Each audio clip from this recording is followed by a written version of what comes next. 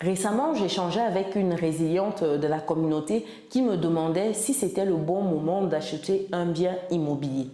Elle se posait cette question parce que les taux sont haussiers et elle se dit que peut-être que c'est mieux de rester locataire et de ne pas s'aventurer dans l'immobilier actuellement car c'est un risque de payer beaucoup trop en termes d'intérêt d'emprunt.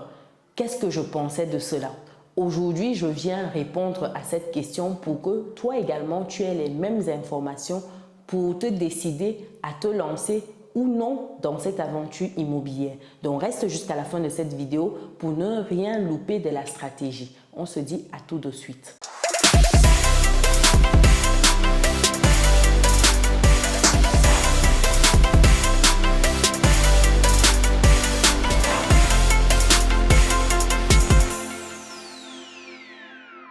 Bienvenue de nouveau sur Business et Réussite, la chaîne qui te permet de muscler ton mindset et tes finances. Si c'est quelque chose qui te parle, alors rejoins dès à présent la communauté des personnes résilientes et pense à lâcher ton pouce bleu en l'air et à partager massivement cette vidéo. Si tu me découvres pour la première fois, je suis Chimène Nana, je suis entrepreneur et investisseuse en France et en Afrique depuis quelques années et ma passion au quotidien, c'est de te voir atteindre ton autonomie financière.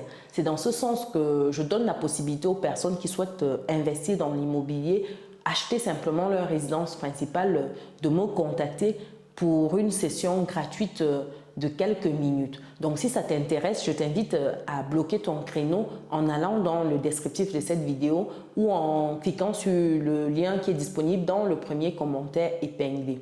Après cette belle parenthèse, revenons à notre question du jour. Est-ce que c'est intéressant d'acheter son bien immobilier actuellement avec les taux qui sont haussiers? Est-ce que ce n'est pas mieux de rester en location? Parce qu'au moins, on n'a pas à payer les intérêts faramineux d'un prêt immobilier. Voilà les questions que me posait une résiliente. Je me propose de répondre à ces questions-là avec vous aujourd'hui. Déjà, il faut savoir que lorsque vous êtes locataire, vous payez des loyers à fonds perdus. Il y a des personnes ici qui sont locataires depuis 10 ans. Donc, ça fait 10 ans que ces personnes-là payent des loyers souvent de 1 000 € en moyenne. Parce que souvent, on est sur des moyennes de 700 à 1 000 €. Disons 1 000 €. Si vous payez un loyer de 1 000 €, parce qu'en région parisienne, on est souvent autour de ces montants-là pour des surfaces assez raisonnables. Vous connaissez vous-même les prix des biens en région parisienne, que ce soit pour du locatif ou pour de l'achat.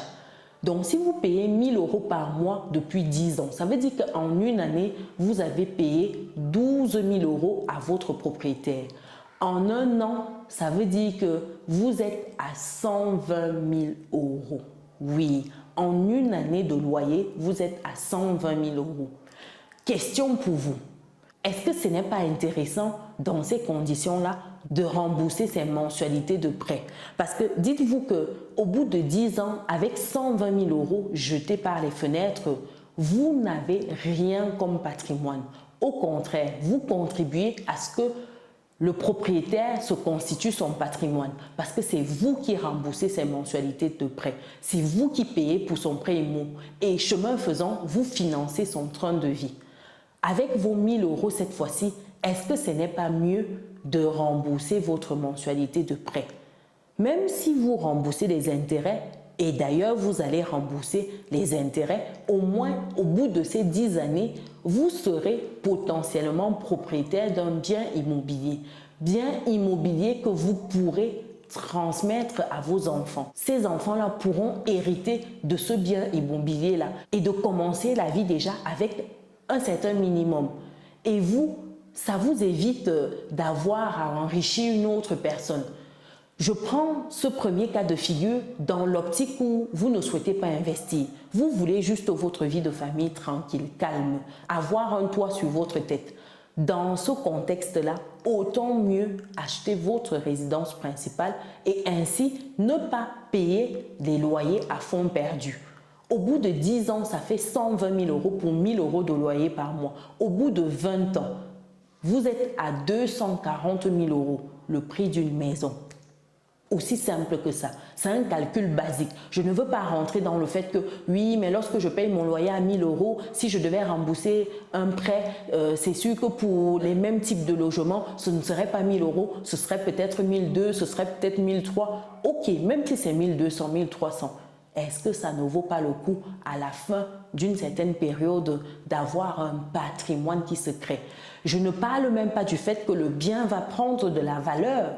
Le bien ne sera plus au même montant 10 ans plus tard. Ça aura pris de la valeur si vous avez bien acheté. Très important ici. C'est pour cela que je vous conseille vivement d'acheter vos résidences principales. Il y a trop de formateurs qui vous disent de ne pas acheter la résidence principale car c'est un passif. C'est quelque chose qui ne vous permet pas de vous enrichir. Mais pour ceux qui n'aspirent qu'à avoir un toit sur leur tête, il faut que ces personnes-là achètent leur résidence principale. Au moins, au bout de votre vie, au bout de X nombre d'années, vous aurez un patrimoine immobilier. Oui, un patrimoine immobilier.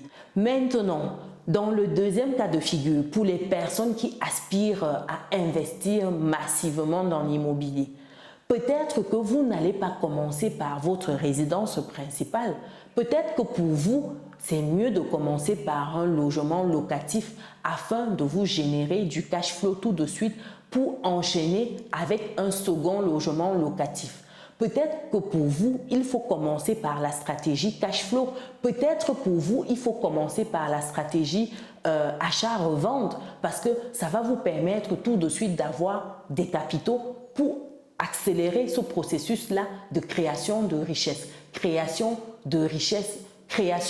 de valeur immobilière. Donc, en commençant par une résidence principale, ça vous ampute énormément, il faut le dire, parce que ça réduit votre capacité d'emprunt. C'est vrai, les banquiers vont vous dire que oui, c'est toujours bien de commencer par sa résidence principale, au moins ça montre que vous avez quelque chose, c'est du patrimoine qui se constitue.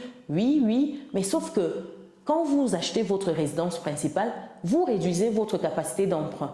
Et avec les temps qui courent, avec le fait qu'il n'y ait plus le calcul différentiel pour les loyers, lorsque vous êtes investisseur, ça réduit énormément vos possibilités d'enchaîner des biens immobiliers. Vous allez acheter votre résidence principale, peut-être un deuxième logement, une résidence secondaire ou une résidence locative. Mais vous aurez du mal à passer à 2, 3, 4. Ce sera difficile.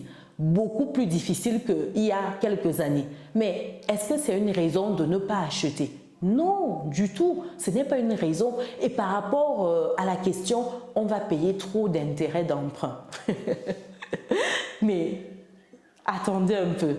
Vous créez du patrimoine et vous ne voulez rien payer pour ça. Vous voulez avoir le beurre, l'argent du beurre, la fermière, avoir même le terrain, avoir tout et tout. Mais à un moment, il faut payer quelque chose. Rien n'est gratuit. Vous allez payer ces intérêts-là. Au moins, vous aurez le patrimoine à la clé pour le premier cas de figure. Et pour le second cas de figure, en payant ces intérêts-là, vous aurez le patrimoine et le cash flow. Et dites-vous que dans le deuxième cas de figure, ce n'est pas vous qui payez ces intérêts-là. Ce sont les locataires. D'où l'intérêt de commencer lorsque vous aspirez à investir par un logement locatif. Parce que les locataires vous remboursent tout. Les locataires remboursent le prêt de la banque. Les locataires vous financent votre train de vie. C'est ce que vous êtes en train de faire actuellement si vous êtes locataire pour votre propriétaire. Nous avons des locataires aujourd'hui en Occident qui nous permettent de rembourser nos mensualités de prêt, qui nous permettent de financer nos projets, qui nous permettent de financer notre train de vie. C'est tout l'intérêt d'avoir un parc immobilier. Vous pouvez en vivre. Il y a des personnes qui s'appellent des rentiers. Ces personnes-là vivent de leur loyer. Ils vivent de cela au quotidien. Pourquoi pas vous? Donc voilà pour répondre à la question de cette résiliente qui disait que oui, la tendance est haussière, les taux sont très élevés, ça veut dire qu'il y a beaucoup trop d'intérêts à payer. Il n'y a pas de ce fait-là, peut-être c'est mieux de rester locataire. Non, non. Quelle que soit la tendance, c'est toujours bien d'être propriétaire de son bien immobilier, si on n'aspire pas à investir, on en fait sa RP et on rembourse tout doucement. Chemin faisant, on a son patrimoine.